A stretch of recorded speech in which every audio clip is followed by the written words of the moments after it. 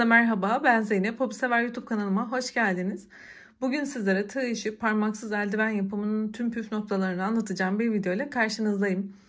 Ben bunu 7 yaşındaki kızım için hazırladım, fakat videomun içerisinde daha küçük yaş gruplarına ya da daha büyük yaş gruplarına, yetişkin gruplarına yapmak için nasıl bir yol izlemeniz gerektiğini de detaylarıyla anlatıyor olacağım.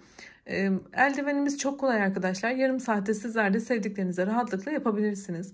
Daha sonra sizlere bunun beresini de hazırlıyor olacağım. Onu da videomun sonundaki kartlarda bulabilirsiniz. Bu video bittikten sonra çıkan kartlara tıklayarak ulaşabilirsiniz. İkili takım şeklinde yapabilirsiniz. Daha önce yapmış olduğum birçok çalışma da var. Onlara da göz atabilirsiniz. YouTube kanalıma abone olmak ücretsizdir. Bildirimleri açıp kanalıma abone olduysanız hadi videomuza başlayalım. İpim hakkında şöyle bilgi vermek istiyorum. Orta kalınlıkta bir yün ip. Yine 4 mm bir tığ kullanıyorum. Hemen yapımına geçelim. Ben yapmış olduğum çocuk boyu için 21 tane zincir yaparak başladım. Burada ipinizin kalınlığına göre zincir sayısı değişecek. Zincirinizi nasıl ayarlamanız gerektiğini şimdi göstereceğim arkadaşlar. Önce zincirimizi yapalım.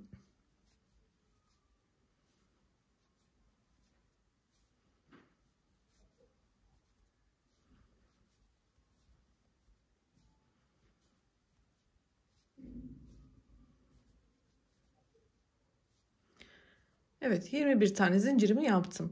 Ve bu zinciri yaptıktan sonra kızımın elinde şu şekilde bir ölçü aldım. Onun eline denk geldiğini düşündüğümde yapmayı devam etmedim. Eğer sizler yetişkin için yapıyorsanız ya da daha büyük yaş grupları için yapıyorsanız şu şekilde bakın, bilekten bir ölçü almamız gerekiyor. Şöyle, örneğin burada olmasını istiyoruz. Bunun da şurada bitmesi gerekiyor. Yani şu parmağınızın orta kısmında olursa daha güzel oluyor. O yüzden bakın, burada zincirimi tamamlamam gerekiyor.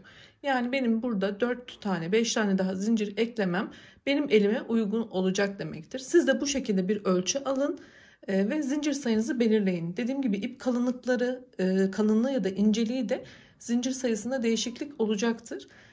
Bunu bu şekilde belirlediyseniz sayı hiç önemli değil. Sadece uzunluğunu belirlemeniz gerekiyor.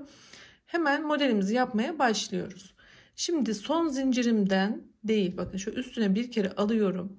Bu benim son zincirim. Şuradakine batıyorum. İlmeğimi çıkarttım. 3 tane ilmeğim var. Üçünü tek seferde tığımdan çıkartıyorum. Yarım trabzan. Üzerine aldım. Yanındaki zincirden yine ilmek çıkartıyorum. Yarım trabzan. Sona kadar tüm zincirlerden ilmek çıkartarak ilerleyelim.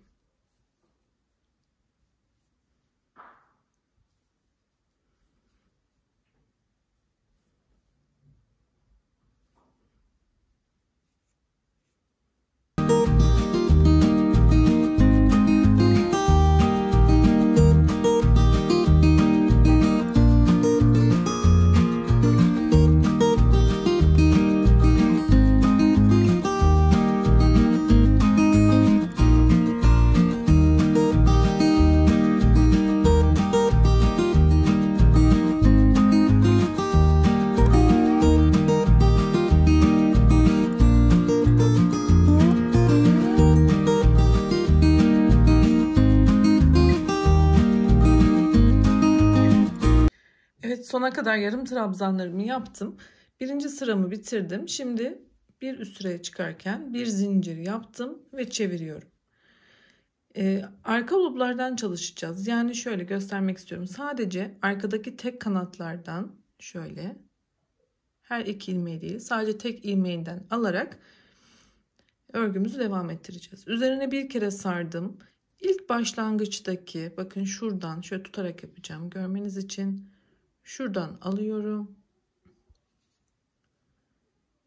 Yarım trabzan. Yine yanındakinden yarım trabzan.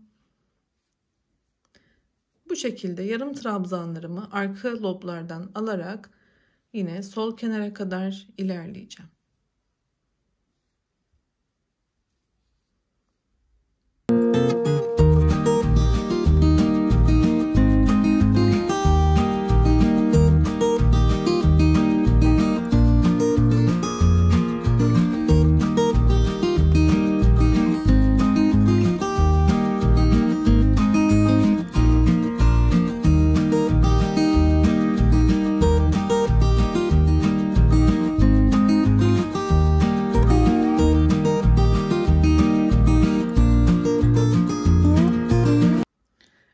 sonuna kadar devam ettirdim.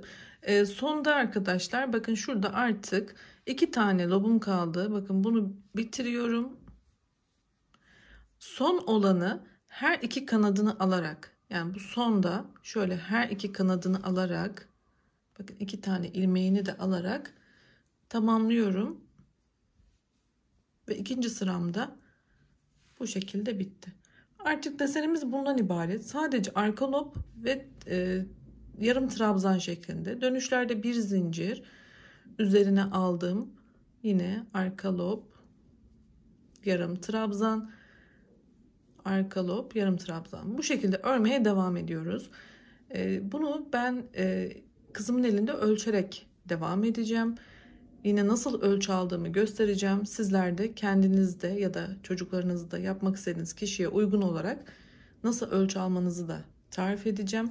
Şimdi ben yapmaya devam ediyorum. Evet, ben sıralarımı devam ettirdim ve artık ipimi kesip ucuna da bir iğne bağladım. Boyutunu da hemen ölçü olarak size yine metre üzerinden göstermek istiyorum. Şöyle fikriniz olsun. Kısa kenarımız 13 santimetre. Uzun kenarımız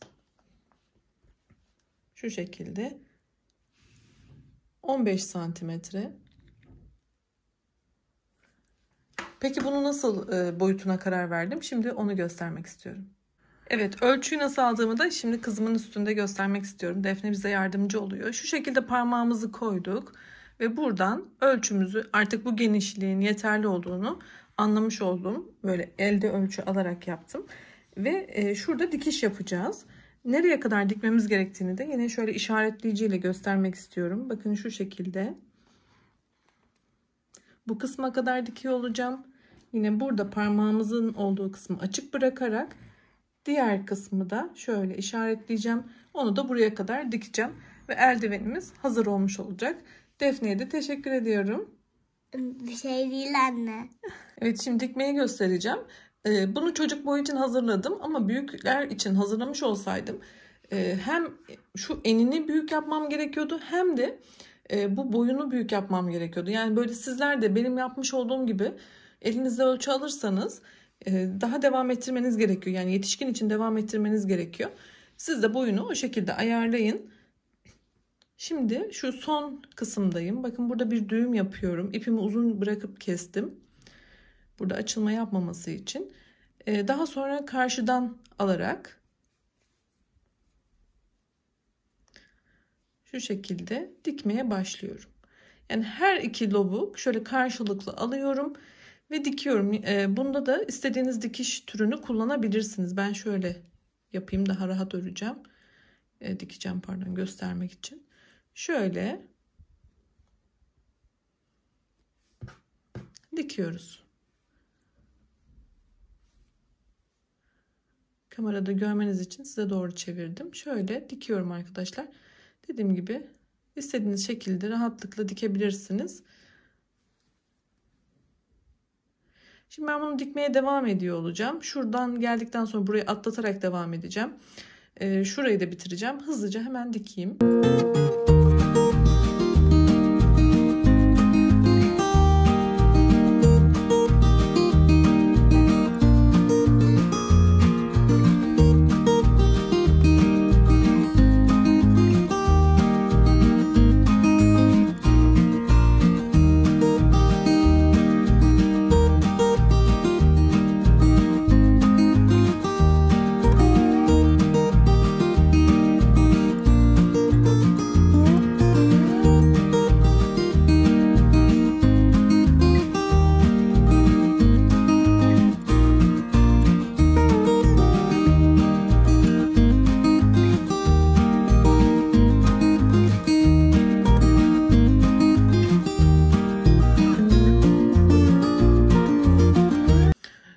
Geldiğimde arkadaşlar burasının daha dar olmasını istiyorum. Yani şu bilektense burası biraz daha bol olsun, pardon, dar olsun istediğim için burayı biraz daha derinden dikeceğim. Yani şu son kısmı biraz daha derin aldırarak şöyle toparlıyorum burayı. Bu şekilde daha muntazam gözükecek. Şöyle devam ediyorum. Bakın biraz içte pay bırakarak dikmiş oldum. Evet, şimdi ipimizi kesebiliriz. Şu noktaya kadar devam ettikten sonra burada bir düğüm attım. Buradan tel şeklinde geçtim. Buraya bir düğüm attım. Daha sonra ilerledim ve burada biraz daha derinden keserek işlemi tamamladım. Şimdi şöyle bunu şöyle kesip bunu ters çevireceğiz. Bu şekilde iplerimizi de gizleyeceğiz. Bakın şurası biraz daha içte kalmış olacak. Şu ipleri de gizleyip geliyorum. Evet, eldivenlerimiz hazır. Yapımı da çok kolay. Yarım saatte rahatlıkla sizler de sevdiklerinize hazırlayabilirsiniz. Yaş gruplarına göre nasıl boyutlandırma yapmanızın detaylarını da anlatmış oldum. Bu modelde arkadaşlar sizlere berede tarif edeceğim. Takım şeklinde de yapabilirsiniz. Yine isterseniz çocuklarınıza, isterseniz yetişkin olarak kendinize hazırlayabilirsiniz. Sağlıkla kalın, hoşça kalın. YouTube kanalıma abone olmayı unutmayın. Bildirimleri de açın lütfen. Abone olmak ücretsizdir.